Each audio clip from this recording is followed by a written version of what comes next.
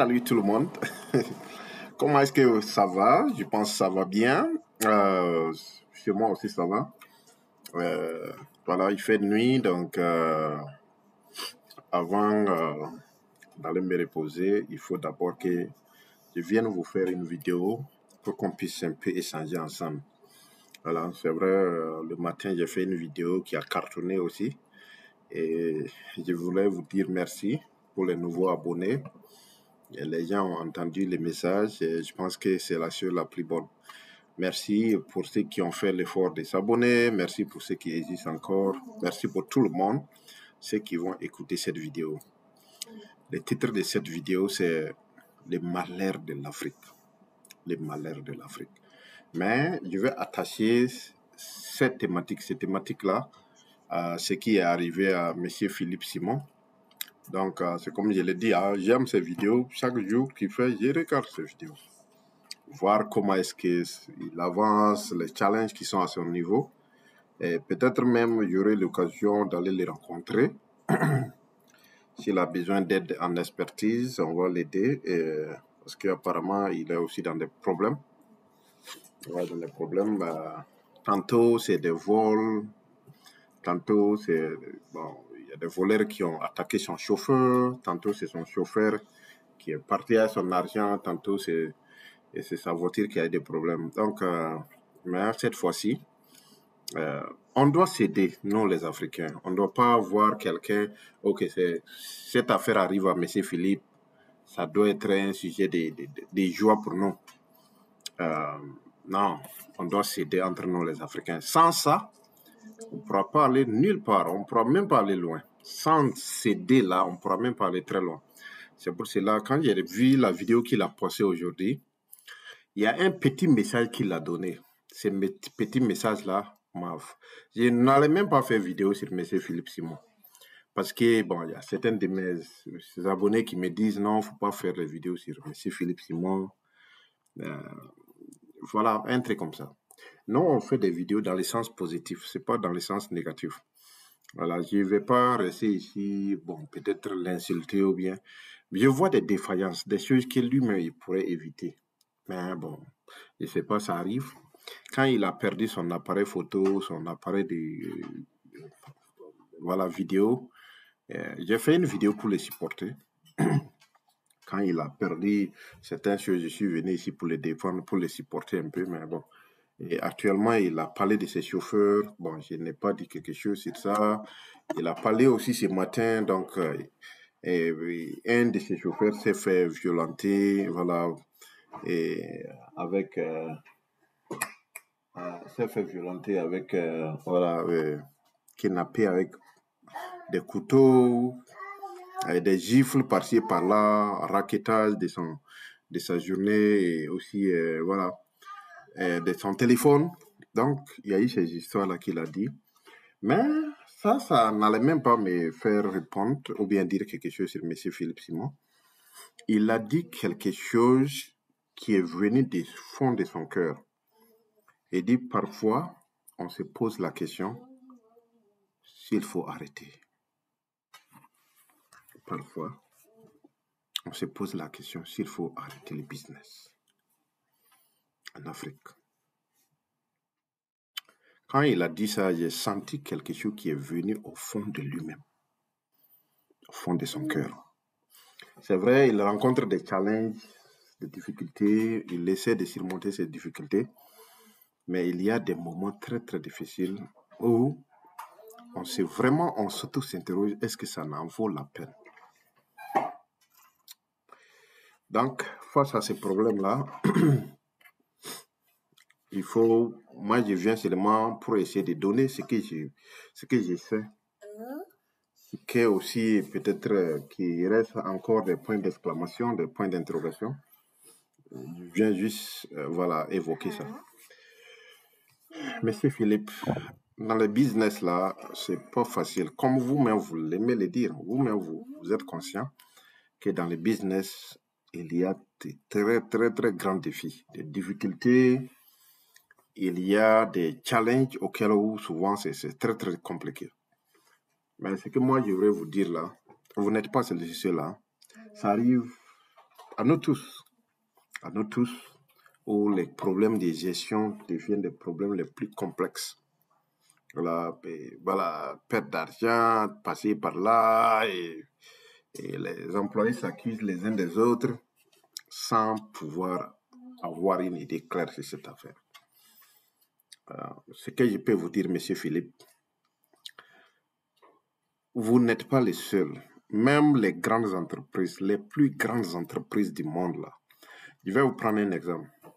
Quand j'étais parti aux États-Unis, je suis parti dans un supermarché, le plus grand supermarché d'Amérique. Bon, peut-être vous allez voir du monde. Hein. C'est Walmart. C'est-à-dire en termes de supermarché Walmart. Ce qui s'appelle Walmart, ça domine ça. J'ai même fait des photos avec des vidéos sur ça. Donc, j'ai fait une vidéo sur ça. Monsieur Philippe, je vais vous dire que malgré la technologie, malgré l'honnêteté des Américains, malgré la technologie, Walmart perd des milliards chaque année. La plus grande Walmart les plus grands supermarchés de distribution aux États-Unis perd des milliards chaque année. Donc, ce n'est pas votre côté seulement. Donc, ces pertes de milliards, souvent, c'est dû aux petits vols, c'est dû aux gens qui vont rentrer dans les supermarchés, voler, enlever les labels des produits pour ne pas que les systèmes de sécurité signalent. Ça peut être même au niveau des employés. Donc, ça peut être côté client. Les clients qui viennent, ils volent, ils partent. Les employés, même les caissiers là, qui sont là, qui volent. Quand on fait tout là, chaque année, ce que Walmart perd là, ce sont des milliards. Mais ça n'empêche pas Walmart d'ouvrir, continuer à ouvrir. Ça n'empêche pas. Parce que Walmart a trouvé une stratégie qui permet de diminuer ces risques-là. Cette perte-là, Walmart diminue ces risques. On peut diminuer ces risques à travers les prix. Parce que si vous dites à un taximan dans vos voitures de prendre quelqu'un de Yopougon jusqu'au plateau, ou bien je ne mettrai pas tous ces villes-là, de prendre quelqu'un au plateau, descendre Yopougon, si le tarif normal du marché est à, c'est un exemple, 100 francs CFA, ce que Walmart fait là, je suis en train de parler du côté Walmart et puis transiter ça dans toi ton côté. Ce que Walmart fait, si le trajet fait 100, bon, supposons 100 francs CFA de Yopougon au plateau, Walmart ajoute 15 francs CFA pour amortir les risques qui est là. Parce que les clients que les chauffeurs prennent, on ne sait jamais qui est le bon parmi ces clients-là. Mais ça ne veut pas dire que tous les clients ne sont pas bons. Il y a des clients honnêtes. Il y a des bons clients qui veulent juste vos services et puis partir. Mais il y a ces petits individus-là qui vont toujours s'aimer de la discorde dans ce que vous êtes en train de faire. C'est comme ce qu'on dit, du verre dans les fruits d'Apple. Souvent, ça a été comme ça. Donc, il y a des gens qui vont venir un peu, voilà, déranger ces côtés-là. Parce que ça, même, ça n'arrange même pas les clients. Le fait qu'il y a des violences et des chauffeurs, là, ça n'arrange pas les clients. Premièrement, les clients ne pourront pas prendre des voitures à l'air libre. Deuxièmement, les risques de pénalité que ça va amener, là, la méfiance que ça va amener côté chauffeur, la relation côté chauffeur-client, là, ça va gâter cette bonne relation qui est là où des bons clients qui viennent à cœur ouvert, vouloir prendre les trucs, vous voyez. Et le fait que la disponibilité de votre service pour ces clients-là, à cause de ces agressions, de ces trucs comme ça peut vraiment causer des retards. Voilà, c'est un retard, ça peut aussi causer certaines disponibilités. Bon, par exemple, il n'y a pas de voitures disponibles dans tel ou tel quartier parce que ce sont des quartiers très risqués. Donc, tous ces malheurs-là s'abattent sur vous, Monsieur Philippe, et ensuite sur les clients aussi, qui sont beaucoup d'entre eux qui sont des clients honnêtes. Donc, mais c'est comme je l'ai dit, pour amortir ces risques-là, on ajoute 15 francs à ces 100 francs-là des plateaux à Yopougon. Ça, c'est des frais de risque. Donc, ça fait 115 francs CFA quand vous prenez ça. Ensuite, Souvent, il faut parler aux experts. Il faut parler aux experts dans le domaine. Ceux qui, bon, quand on vous parle aussi, souvent, il faut écouter. Nous sommes des experts dans presque plusieurs domaines. Que ce soit domaine assurance, des risques, tout et consort, des risques de contingence, ce qu'on appelle des risques de contingence là. Monsieur Philippe devrait adopter c'est ça. Partez au niveau des structures d'assurance, des compagnies qui ont assuré vos voitures, des compagnies, voilà. Et en même temps, peut-être aussi qu'il n'y a pas ces services en Afrique, mais si c'est aux États-Unis ou bien c'est dans les pays développés, il y a ces services-là où certaines compagnies viennent vous accompagner sur ces risques-là. Par exemple, l'exemple de Walmart. Walmart, en plus d'ajouter 15 francs sur ses produits parce qu'il y a des risques de vol, de perte de consorts, en plus d'ajouter ça, Walmart va contacter une assurance qui la protège sur ces domaines, sur ces côtés. Quand il y a des vols qui atteignent un certain montant, les compagnies d'assurance sont obligées de rembourser Walmart. Parce que c'est une contingence. Et quand on parle de contingence, il faut une protection de la chose parce que ce sont des choses qu'on ne peut pas contrôler à 100%. Ce sont des choses qui arrivent dans la vie où on ne peut pas contrôler à 100%. Donc, c'est ça qui est comme solution un peu modérée. Solution modérée pour que l'investisseur puisse dormir tranquillement. L'investisseur puisse dormir tranquillement. Parce que le fait chaque fois en plein 1h du matin, 2h du matin, moi, personnellement, je connais ce que ça veut dire. Souvent, je suis en train de dormir 1h du matin, 2h du matin, on va m'appeler, voilà patron, voilà PDG, voilà CEO, quelque chose vient d'arriver. Je ne peux pas dormir. Entrepreneur, souvent, on n'a pas un bon sommeil. C'est pour cela, souvent, on dort jusqu'à 11h du matin, 12h, midi. Voilà, tout simplement parce que de la nuit, on est beaucoup bousculé à gauche, à droite. Il y a telle ou telle chose, il faut arranger. Il y a telle urgence, il faut régler cette urgence-là. Mais c'est comme vous aimez le dire, monsieur Philippe, un investisseur, c'est celui qui peut gérer les crises. C'est celui à la fois qui gère des crises, un gérant de crises d'investissement. Dans ce côté-là, je pense qu'il faut avoir le courage et essayer de réfléchir. C'est ce que vous pouvez implémenter, ce qui peut vous aider à éviter ça. Il faut aussi, dans ce secteur-là, je ne connais pas trop dans ce secteur-là, mais ce que je puisse vous dire là, je m'excuse de ce que je vais dire. Mais c'est comme j'aime de le dire, moi, je ne suis pas quelqu'un des émotions. Moi, je suis quelqu'un de logique. Les émotions, là, il faut garder ça à côté. Ces chauffeurs-là, il y a des bons chauffeurs. Il y a des bons chauffeurs dans ton équipe. Mais aussi, ne pense pas que tout est rose. Hein. Peut-être tu as compris le message que je vais te dire. Je dis, parmi tes chauffeurs-là, il y a des bons chauffeurs. Il y a des gens honnêtes qui veulent juste nourrir leur famille. Ils n'ont pas de problème. Mais il y a d'autres aussi, ne pense pas que tout est rose.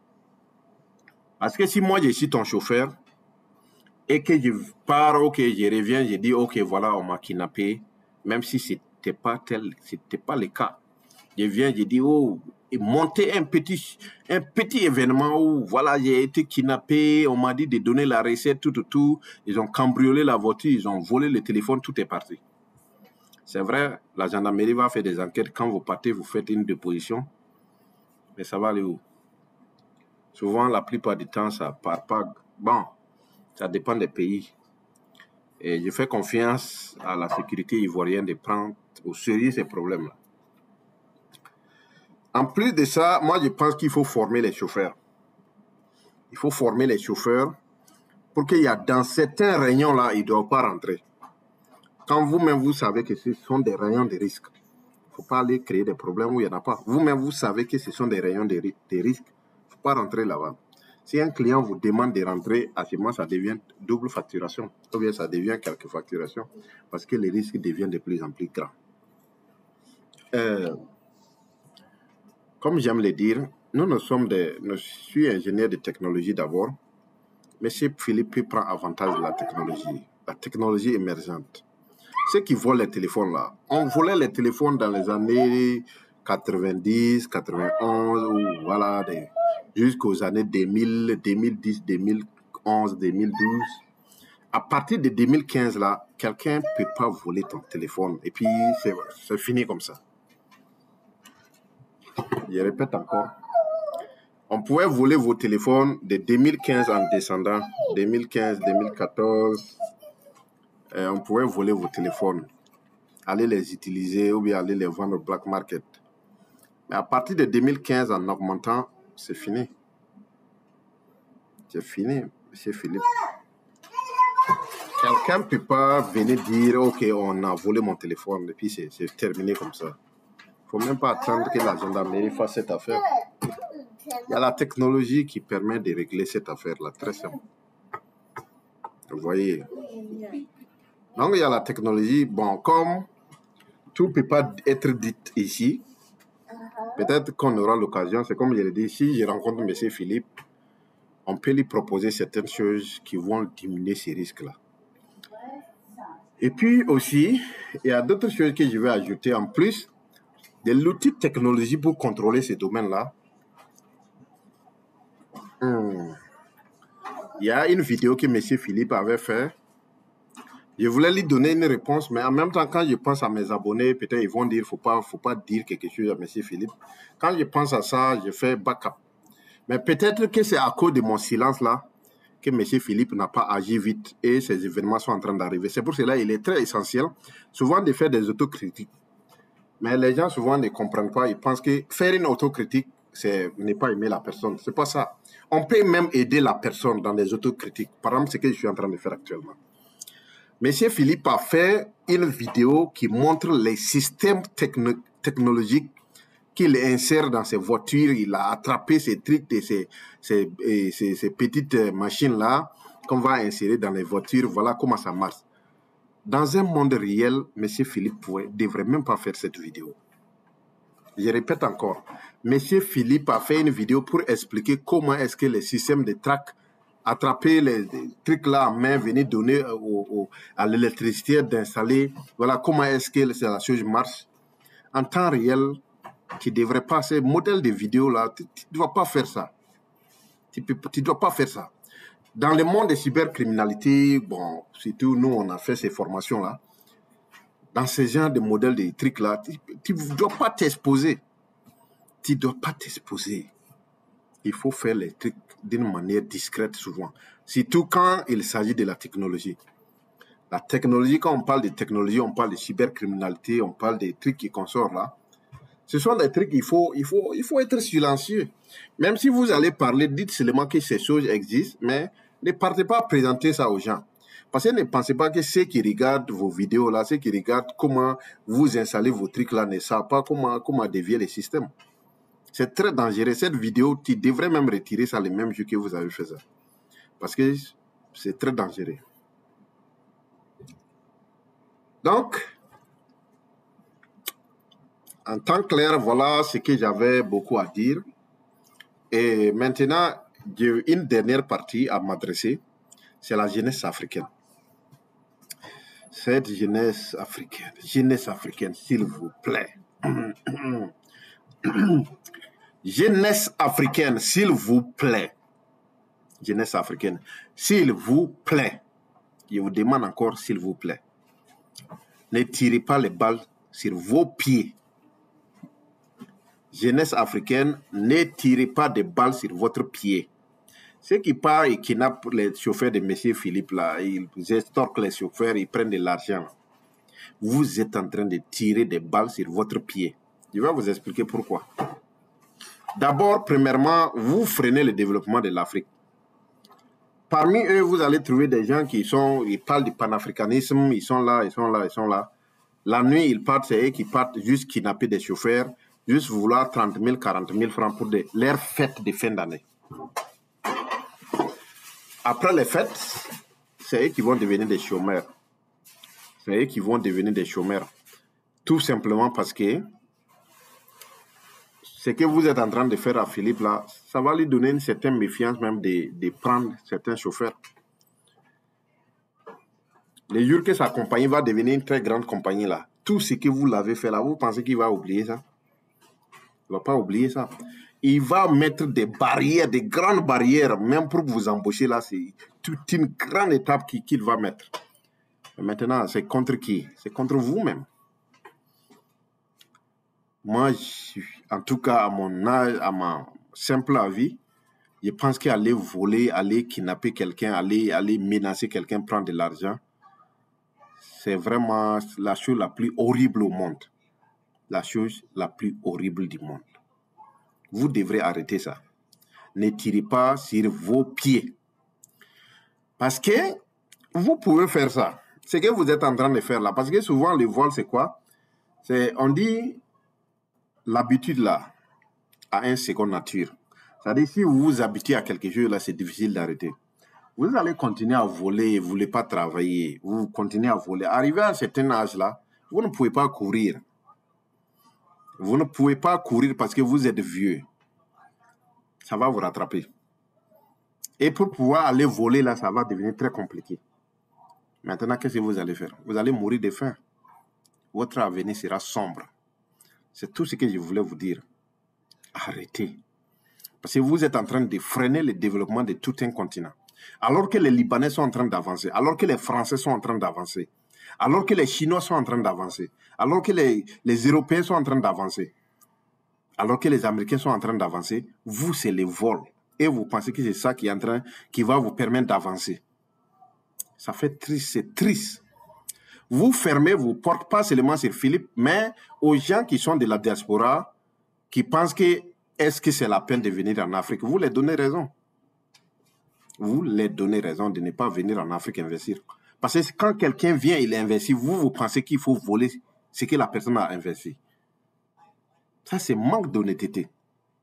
En plus de manque d'honnêteté, vous n'êtes pas un humain. Les humains ne peuvent pas faire ça. Un vrai humain ne va pas aller menacer quelqu'un et prendre ses biens.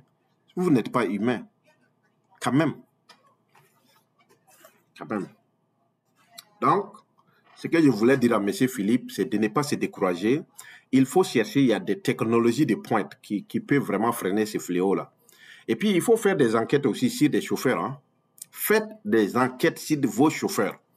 Parce que tout est permis. Les gens vont venir fabriquer des fausses histoires. Voilà, ils m'ont kidnappé, ils ont pris tous mes recettes. Alors que vous allez voir les jours de la fête, avec cet argent-là, ils vont fêter avec ça. Il faut faire des enquêtes sur vos chauffeurs. On veut des gens, des Africains honnêtes qui peuvent travailler et puis être bien payés. C'est ça, quand vous gagnez cet argent, vous-même, vous dépensez ça, vous êtes heureux. Il y a des chauffeurs qui ont travaillé honnêtement pour Philippe, ils ont leur salaire, les fêtes de fin d'année arrivent, ils vont donner à manger à leur famille, ils vont bien s'habiller, honnêtement, dormir avec un sommeil tranquille.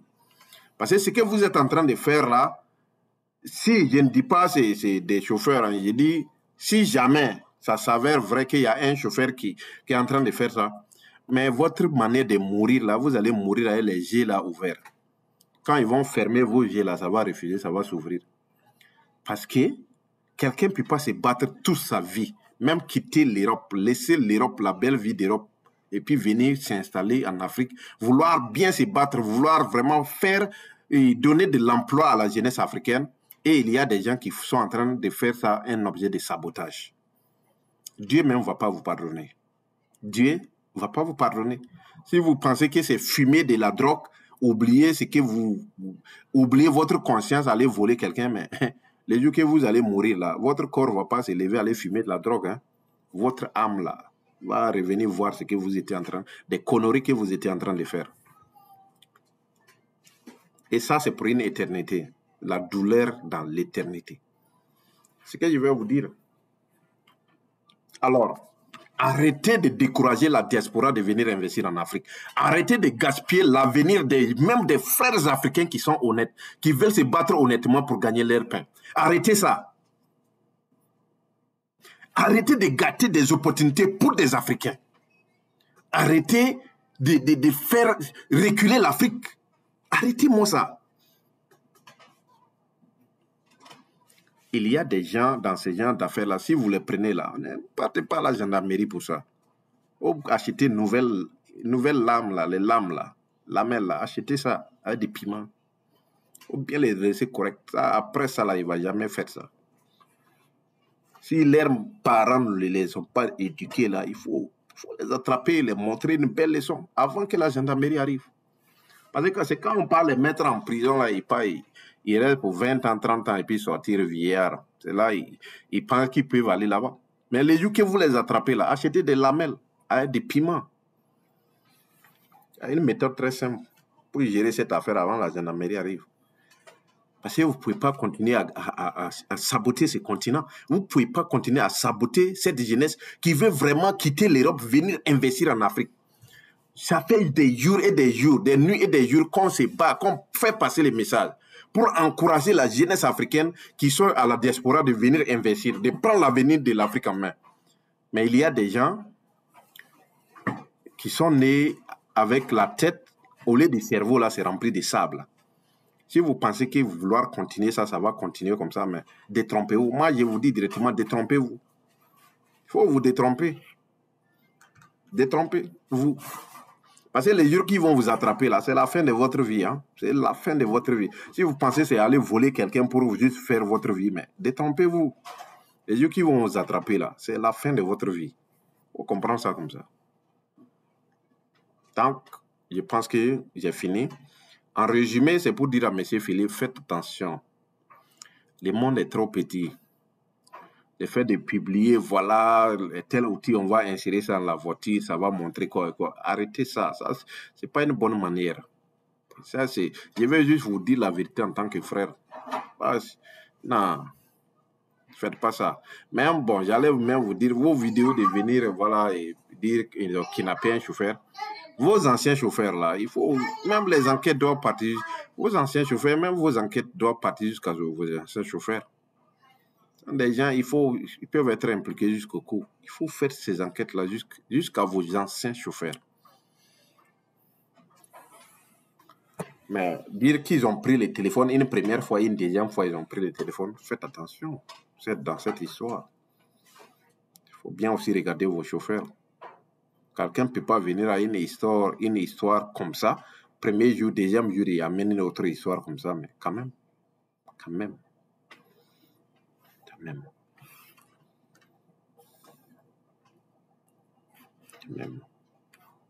J'ai bien dit quand même. J'ai sympathie pour la douleur qu'il a eue, mais attention. Je pense que j'ai fini. Abonnez-vous massivement pour aider M. Philippe à voir cette vidéo. Abonnez, partagez ça massivement, M. Philippe. On se soutient main à main. S'il y a des problèmes, il faut aussi accepter, dire ça publiquement et la vérité telle qu'elle est, sans qu'aucune cheveux ne bouge. On veut des hommes honnêtes, des Africains honnêtes. C'est sur ça qu'on pourra bâtir l'Afrique. On ne veut pas des Africains voleurs. Si vous voyez Grande Amérique là, vous pensez que s'ils étaient des voleurs, ils allaient avancer jusqu'à ce point. L'honnêteté au centre de tout. Vous voulez l'argent, allez-y, travaillez, vous allez avoir l'argent. Et puis, quand vous travaillez, vous gagnez l'argent pour bouffer ça, c'est très doux. Au lieu d'aller voler l'argent de quelqu'un. C'est nonsense. C'est pas ça. Hein? Arrêtez ces conneries là. Arrêtez ça. Damn. Donc, abonnez-vous massivement, partagez cette vidéo pour aider M. Philippe et je vous souhaite une bonne soirée. Excellente soirée. Demain, on va aborder le sujet de la Namibie. La Namibie qui a transformé son diamant elle-même. Elle a appelé les compagnies étrangères pour venir l'aider, mais ces compagnies-là, tu dois raffiner le diamant chez nous. Tu dois faire le design de ton diamant chez nous. Et à partir de là, la Namibie construit des infrastructures qui a fait que ces pays-là, il faut payer attention à ces pays-là. On revient demain pour en parler de ça. Mais avant de partir, abonnez-vous. Bye bye. Passez une excellente soirée.